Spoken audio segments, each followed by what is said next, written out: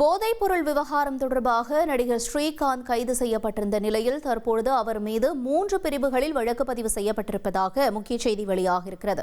விவரங்களோடு இணைகிறார் செய்தியாளர் சாலமன். சாலமன், வணக்கம். நடிகர் ஸ்ரீகாந்த் மேல எந்தெந்த பிரிவுகள் கீழே வழக்கு பதிவு செய்யப்பட்டிருக்காங்க, என்ன நிலவரம்? போதைப் பொருள் வழக்குல நடிகர் ஸ்ரீகாந்தை நேற்று நுங்கம்பாக்கம் காவல்துறையினர் கைது செய்தனர். குறிப்பாக அவரிடமிருந்து 1 கிராம் போதைப் பொருளை வீட்டிலிருந்து பறிமுதல் செய்ததாகவும் தொடர்ச்சியாக அவர் இது போன்ற போதைப் பொருளை உட்கொண்டதாகவும் கூறி போலீசார் கைது நடவடிக்கை மேற்கொண்டதாக தகவல் தெரிவித்தனர்.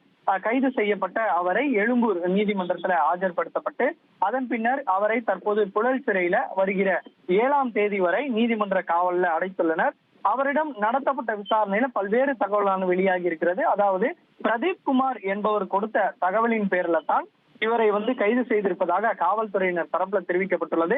பிரசாத் என்பவர் மூலமாக ஸ்ரீகாந்த் போதைப் பொருளை வாங்கி பயன்படுத்தி வந்ததும் தெரிய வந்திருக்கிறது. மொத்தம் 8க்கும் மேற்பட்ட முறை இவர் போதைப் பொருட்களை வாங்கி பயன்படுத்தி இருப்பதும் தெரிய வந்திருக்கு. இந்த கொக்கைன் என்ற போதைப் பொருளை தான் போலீசார் பறிமுதல் செய்திருக்கிறார்கள். அவர்களிடம் இருந்து 1 கிராம் போதைப் பொருள் பறிமுதல் செய்வது. இந்த நிலையில இவர் மீது 3 பிரிவின் கீழே வழக்கு பதிவு செய்யப்பட்டிருப்பதாக நுங்கம்பாக்கம் காவல்துறையினர் தரப்புல தெரிவிக்கப்பட்டிருக்குது. அதாவது NDPS ஆக்ட், இந்த போதைப் பொருள் தடுப்பு பிரிவு சட்டத்தின் கீழே தான் இந்த 3 பிரிவானது வழக்கு பதிவு செய்யப்பட்டிருக்குது. அதாவது NDPS 8C ஆக்ட் என பதிவு செய்வது, அதாவது தடை செய்யப்பட்ட போதைப் பொருளை தொடர்ந்து பயன்படுத்தியதோடு மட்டுமின்றி வைத்திருந்த குற்றத்திற்காகவும் இந்த ஸ்ரீகாந்த் கைது செய்யப்பட்டிருப்பதாகவும் 22B NDPS ஆக்ட் படி மிக குறைந்த அளவை தாண்டியும் வணிக ரீதியான அளவிற்கு உட்பட்டு இந்த போதைப் பொருட்களை கையில் வைத்திருப்பது தொடர்பான நடவடிக்கை மேற்கொள்ளுதல் என்ற பிரிவின் கீழே வழக்கு பதிவு செய்த, அதே போல 23/1 என்ற பிரிவின் கீழே குற்றச்செயலில் பங்கு பெறுபவர் என்ற போதைப் பொருள் தடுப்பு சட்ட பிரிவின் கீழே